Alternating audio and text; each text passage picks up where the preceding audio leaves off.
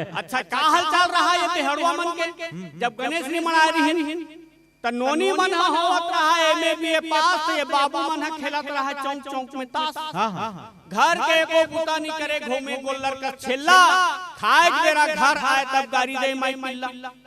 का करे भूखाए तो रहा है कान बोझ के खा ले का करे भूखाए तो रहा है कान बोझ के खा ले सोचत रहे हमरो सन कोनो मया गोट गोठिया ले क्या बात है तेरा दाई मन पंडाल बनाए बराथे भक्तराज मोर बेटा के मया गोट गोठिया क्या बात गांव भर के गणेश के चर्चा होवत है घर घर में ये बेहड़वा टूरा मन हीरो बन के पाक भर भर में त का चर्चा होथे दूसरा पारा के बिलवा लड़ंगा ढेबर्रा कहत गणेश जी दूसरा पारा के बिलवा लड़ंगा ढेबर्रा हमर पारा छुक ले दूसरा पारा के बड़किन मत के हमर नाने सुंदर चुक ले कहत एक फिकिर क्या बात दाई माई मन का कहत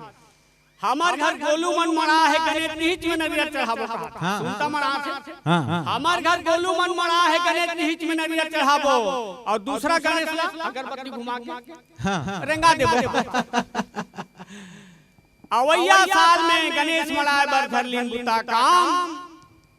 अवैया साल में गणेश मड़ाए बर धर लीन बुता काम पारा भर के सब लइका मन लते सुधार दे गणेश भगवान बोलो गणेश भगवान की जय।